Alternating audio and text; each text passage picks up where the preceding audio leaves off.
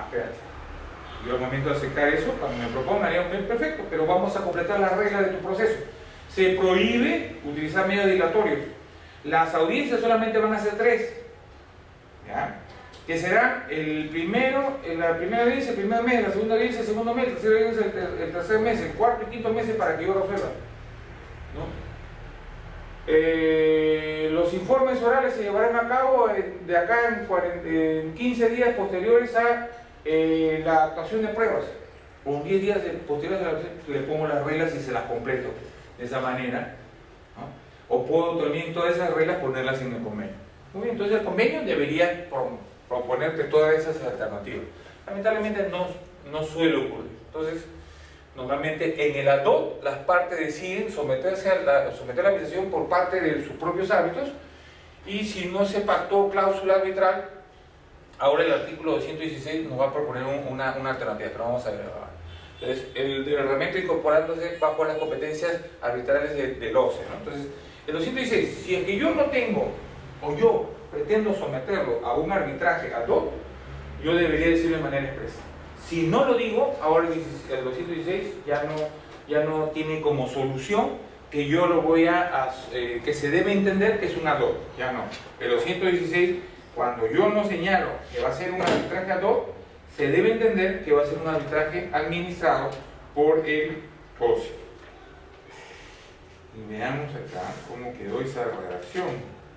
Ya le quitaron la chamba a los árbitros ad hoc. Entonces dice, si el contrato no incorpora un convenio arbitral, se considera incorporado de pleno derecho el siguiente texto, que remite a un arbitraje institucional del Sistema Nacional de Arbitraje. Eso es lo que normalmente teníamos. En el caso de que el convenio, cuando el convenio arbitral disponga que la organización y administración del arbitraje se encargará o será a cargo del Sistema Nacional, se entenderá que las partes han aceptado sujetarse a las disposiciones de su reglamento y a las decisiones de sus órganos. Asimismo, en caso de que el convenio arbitral señale que la organización y administración del arbitraje estará a cargo de cualquiera de los órganos funcionales del OCE, se entenderá que dicho encargo le compete al Sistema Nacional de Arbitraje del OCE.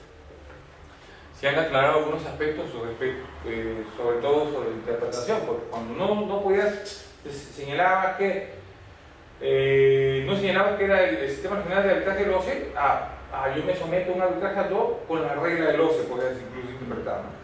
Entonces el tribunal arbitral, que tiene también la posibilidad de defender su competencia, ¿no? Porque hay por el principio competes, tú puedes defender tu competencia y dices, sí, pues está bien, es un arbitraje ad hoc que dice que nos vamos a someter a las reglas del OCE, pero no a la administración del OCE. Entonces, está bien, recogemos las reglas del OCE, o sea, del Sistema Nacional de Arbitraje, y arbitramos con un arbitraje ad hoc. Muy bien, es institucional cuando se ha señalado un centro de arbitraje, ¿no? De manera voluntaria hemos dicho quién es el que va a administrar nuestro arbitraje. ¿Ok? Como les vuelvo a repetir, existen varios centros, ¿no? El OCE mismo, la Cámara, el Colegio de Ingenieros, la Pontificia Universidad Católica, etc. Muy bien, dentro del convenio arbitral, dentro de las reglas que se han establecido, modificado con la modificación a la ley y al reglamento, se ha establecido que en caso que el convenio arbitral establezca que el arbitraje es institucional y no se haga referencia a una institución arbitral determinada, o sea, digo, es institucional, pero no digo quién. Entonces, ahora se debe interpretar, se entenderá que el arbitraje se rige bajo la organización y administración del órgano del Sistema Nacional del OCE, ¿no? De acuerdo a su reglamento. El Sistema Nacional del OCE constituye un régimen institucional de arbitraje especializado para la resolución de controversias en las contrataciones del Estado. En este caso, en particular, a diferencia de lo que sería la conciliación, el arbitraje sometido al OCE, al Sistema Nacional de Arbitraje del OCE, es un arbitraje especializado y solamente se utiliza para arbitraje de contrataciones del Estado, únicamente para eso, ¿no? No puedo ir yo en la Cámara de Comercio, ¿qué arbitraje se puede someter? Los arbitrajes privados, el arbitraje internacional, ¿no? Arbitraje de inversión, arbitraje en contrataciones del Estado, ¿no? En otros centros de arbitraje, el Colegio de Ingenieros, por ejemplo, básicamente creo que está viendo arbitraje en contrataciones, no en obras. ¿Okay? Por ejemplo, es un arbitraje especializado, pero solamente en obras, ¿no? Voy a ir sobre bienes y no te dejan entrar. No tendría sentido, ¿no? Porque ellos se especializan en todo lo que es obra. En la católica también, ¿no? Tiene arbitraje privado y arbitraje contratación en el Estado.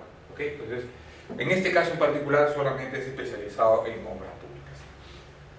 Muy bien, requisitos para designación arbitral: ser abogado cuando es un arbitraje unipersonal y cuando va a ser presidente del tribunal. Si es en el OCE, especialización acreditada en Derecho Administrativo, Arbitraje y Contratación del Estado, para que puedas acceder al registro del OCE. Para que yo me pueda registrar como árbitro en el OCE, tengo que tener todo esto. ¿Okay? Y no estar en curso en causales de impedimentos que señala el artículo 221 del reglamento. ¿Y qué nos dice el 221? Que no pueden ser árbitros el presidente y los vicepresidentes de la República.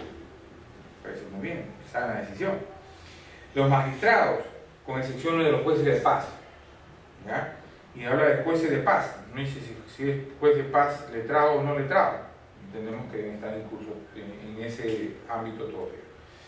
Muy bien, los fiscales, los procuradores públicos y los ejecutores coactivos, el Contralor de la República, General de la República, los titulares de instituciones u organismos públicos descentralizados, los alcaldes y directores de empresas del Estado, el personal militar, los funcionarios y servidores públicos respecto a sus entidades, los funcionarios y servidores del OCE hasta 6 meses después de haber dejado el cargo, y los declarados en insolvencia, ¿no?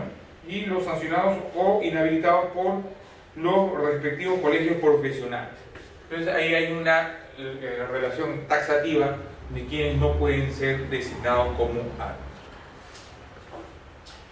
En el Código de Ética del OCE, en su contenido, que describe los principios y reglas que deben cumplir los árbitros en las contrataciones del Estado, describe las infracciones, ¿no? Y sanciones que se van a imponer. Entonces, con respecto a estas, incluso impedimentos, acá habla sobre sancionados o inhabilitados. Ahora los árbitros también pueden ser sancionados, inhabilitados incluso para el ejercicio del arbitraje. Entonces, la aplicación a los arbitrajes administrados por el OCE y los arbitrajes ad hoc y de aplicación supletoria, o sea, estas reglas, estas normas éticas son para el OCE y para los ad hoc obligados. Y para aquellos que son administrados por instituciones arbitrales que no tengan aprobado un código de ética, también se les aplica. La Cámara de Comercio, el Colegio de Ingenieros tienen su propio código de ética. ¿Okay? Entonces, básicamente, si existiera una institución que administra arbitraje, si no tiene, se aplicará ese código de ética ¿para qué? Para establecer las reglas mínimas que tienen que cumplir, incluso sobre todo los árbitros, y si no, por esas razones podrían ser denunciados y sancionados. ¿Ya?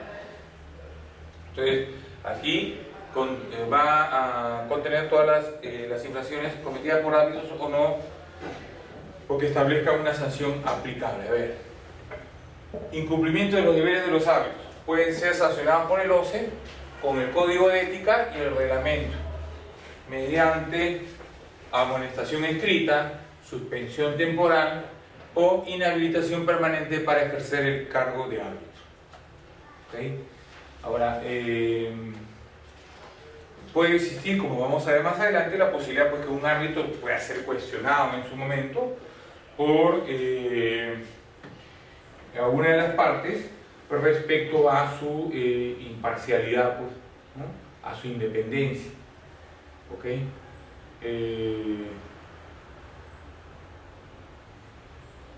Pero esto se tiene que o tiene que pasar por un proceso, digamos, ¿no? En el cual el árbitro que es cuestionado tiene que emitir su descargo y demostrar pues, que efectivamente no ha dejado de ser independiente e imparcial. Independiente implica pues, que no tenga relación de dependencia, ¿no? Económica sobre todo, ¿no? Eso va más o menos de la mano con la dependencia laboral.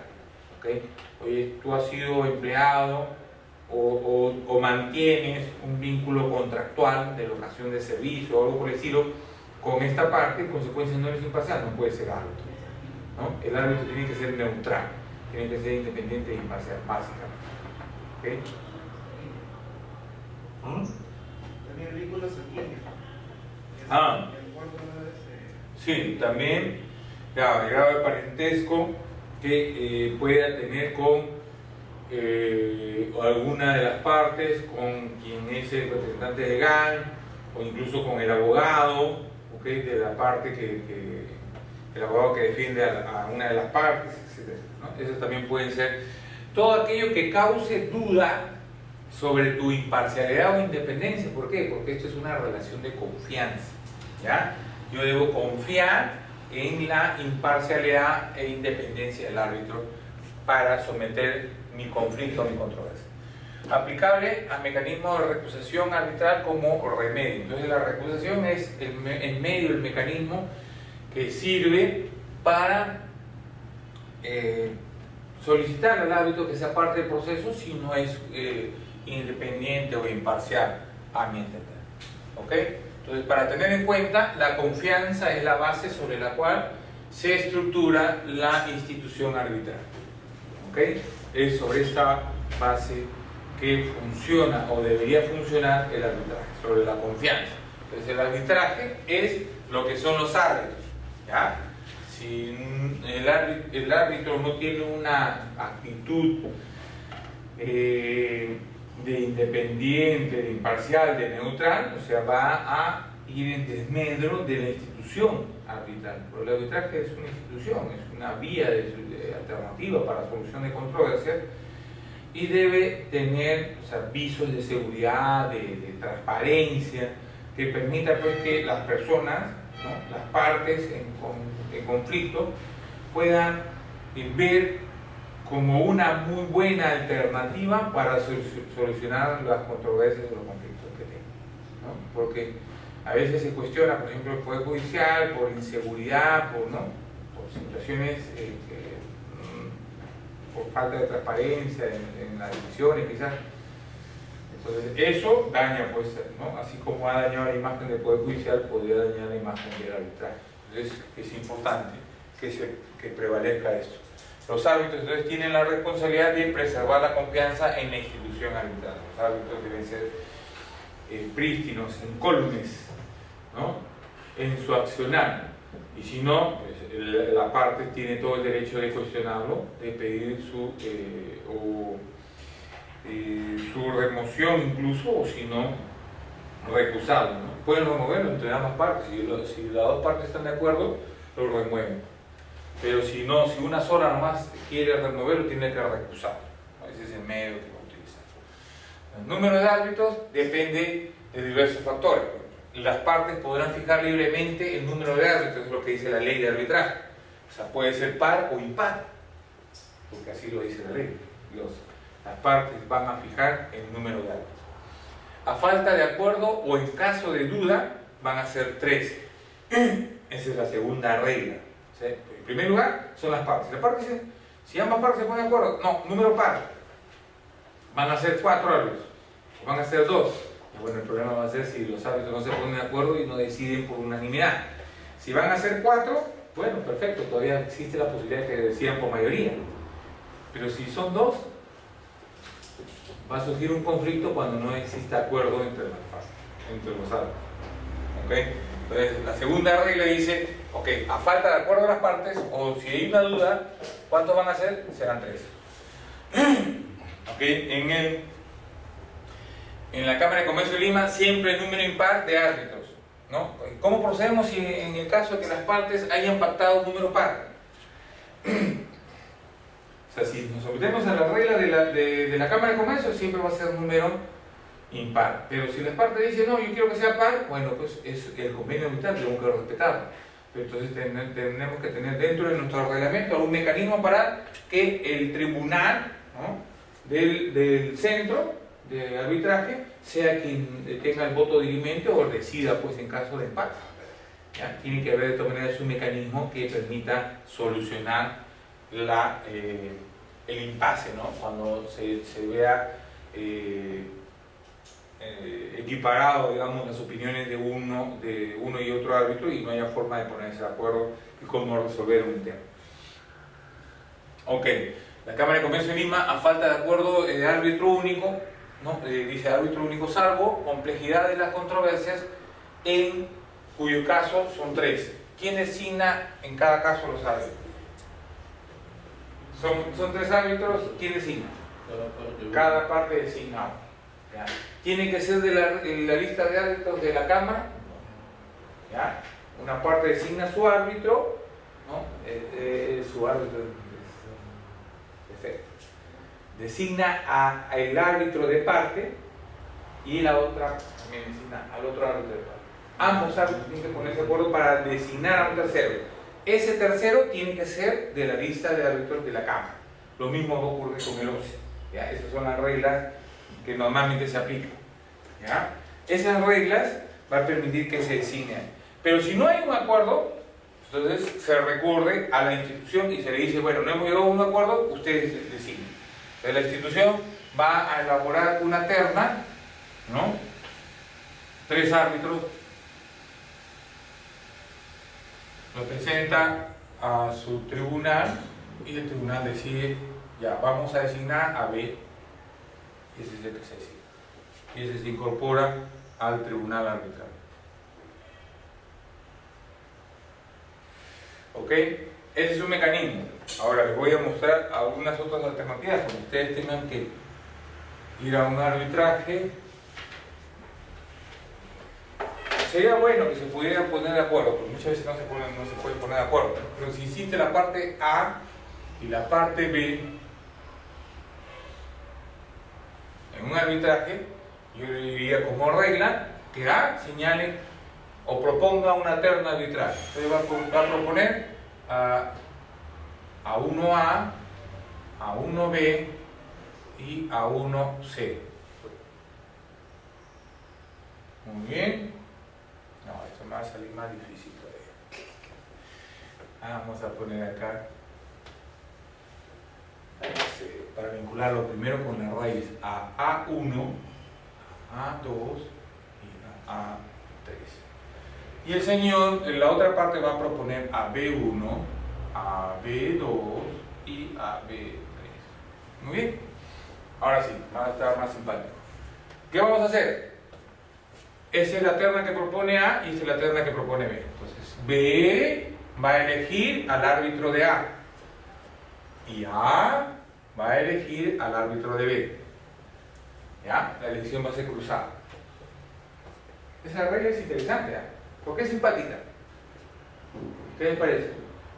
Porque los árbitros va a seguir siendo neutral y va a tener como proponente o como quien lo elige a los dos a la vez. Porque uno propuso la terna y el otro decidió quién es tu árbitro de paz. Y así, al hacer esto cruzado, ya no hay que yo me identifico pues con la parte que me designó, que me puse la camiseta, ¿no? Porque el árbitro a veces parece Superman, ¿no? Debajo ahí está de la camisa está el Superman, ¿no? Eso lo decía. Tiene la camiseta de Alianza o de la U y ya pues no se la quita por nada del mundo. Entonces el árbitro no es tu árbitro, el árbitro es un neutral, ¿no? Es independiente, es imparcial y va a resolver conforme al derecho y a lo que han podido aportar las partes. ¿Okay? Normalmente el contratista y las entidades ya tienen su árbitro. Por ejemplo, como contratista, yo tengo un árbitro que mi árbitro que sí. Y yo que veo que tu árbitro tú lo has designado 3, 4, 5 veces, lo recuso porque ese ya tiene una relación de dependencia contigo. ¿Ya? Ese ya no es un árbitro independiente, pues, porque ese señor vive de lo que tú le pagas. O sea, ya es casero, pues, ¿no? Entonces, obviamente va a ser imparcial. No, pues es tu pata, tu yunta, tu brother, ¿no? ¿Qué otro objetivo? La entidad también igualita. Tiene también tu recúrsalo, pues, ¿no? Ese es su adulto, ese con el que va siempre a chupar, ¿no? Me están grabando. Ya. Con el que siempre, ¿no? Claro, pues tu árbitro cuando ganas, ¿no? Lo invitas, pues su cevichón y todo lo demás, ¿no? Es que así no funciona. Eso daña, pues. Entonces, ¿qué hace para remediar? Lo recuso, pues, ¿no? ¿Tu árbitro cuántas veces lo ha designado? 100 veces, perfecto. Este señor lo ha designado 100 veces y en todos estos procesos lo recontrarrecuso. Y si no sé, voy a por al OCE y le digo, señor el OCE, acá el jovencito dice que es imparcial, pero si tú ves su declaración jurada, al único que cobra son los honorarios de este señor. ¿No? Más rápido lo apuras. Entonces, cuando ya tienes conocimiento y experiencia, es fácil, al toque lo detectas. Igual con la entidad también, igual le puedes decir, ¿no? pero el procurador que es el que designa, lo designa a su primo, a su hermano, a su brother. También, no, señor, este señor es casero. O sea, hay una relación de dependencia. No es formal, ¿no es cierto? Porque no hay un contrato formal, ¿no? ¿Cómo te pones un contrato? ¿Qué? Tú vas a ser mi árbitro de cabecera, como el médico, ¿no? De cabecera, tú mi árbitro de cabecera. Pero no me cabecees, por ejemplo, no va a dejar. Ok, entonces ese árbitro ya no es independiente, pues tiene una relación de dependencia informal, pero sí depende de él, porque si solamente se dedica al arbitraje, porque es el brother, el hermano, ¿no? El iluminado.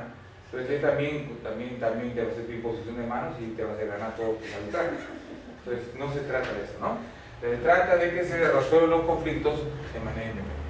Ok, entonces, en contratación pública, árbitro único o tribunal arbitral de 3, ¿no? Eso es lo que dice la norma. Y en caso de duda o a falta de acuerdo, árbitro único. Esta regla está en el 220 del reglamento.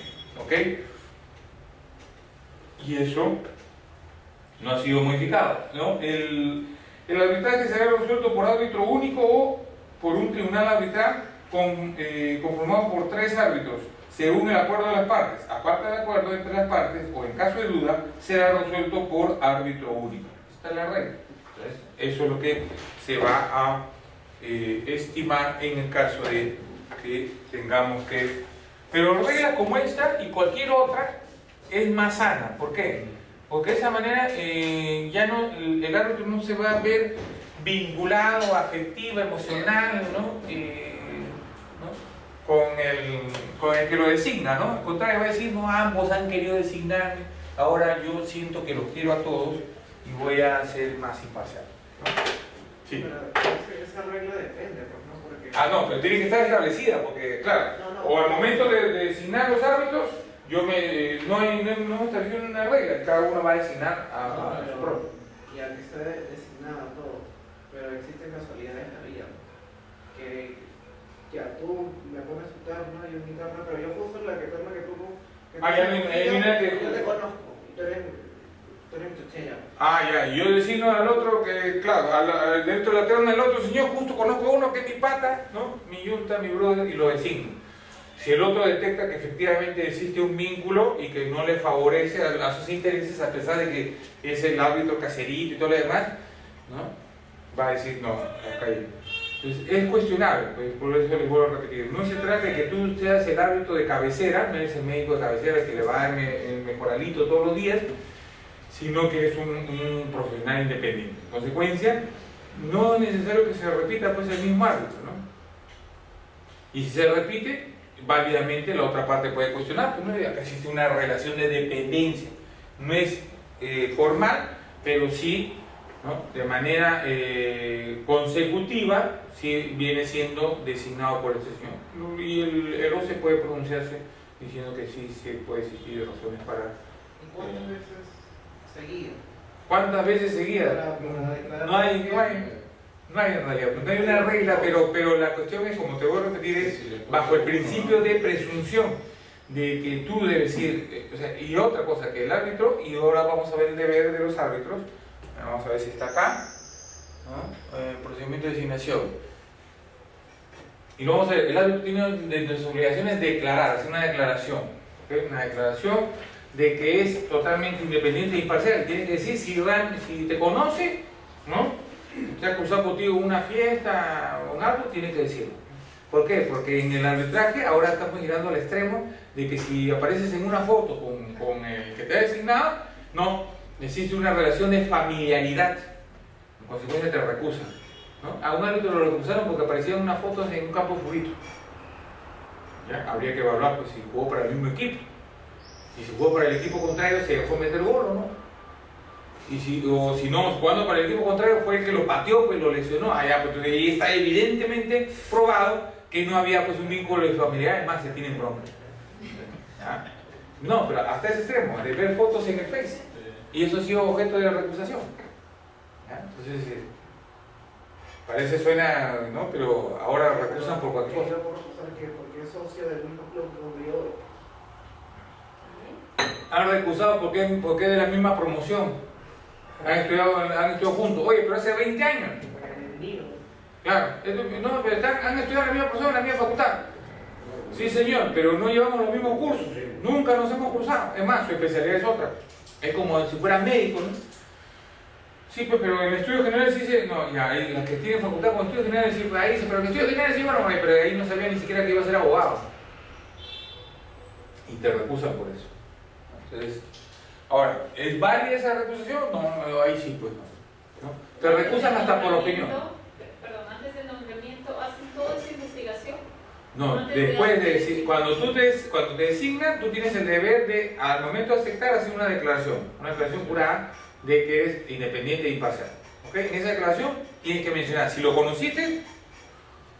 Efectivamente, declaro que conozco, por ejemplo, al abogado de la parte de la otra parte, pero a este señor lo conozco de hace 20 años y no lo he visto desde esa época. Puede ser que el otro no le termine por convencer. O puede ser que normalmente no lo conozca, ¿no? Y él es tu promoción, pues, pero no me acuerdo de él, pues no la he vuelto a ver, ni en pelea de perros, pues, no te acuerdo. Yo soy egresado hace algunos años, no muchos, pero yo no me acuerdo de mucha gente. Me acuerdo de 10, de esto no me acuerdo. Es más, cuando a veces hay reunión, asisto pues, por verlos, ¿no? Y veo una cara de él. No creo que haya quedado conmigo, no, sí. Y sacan su foto y yo aparezco y ya, bueno.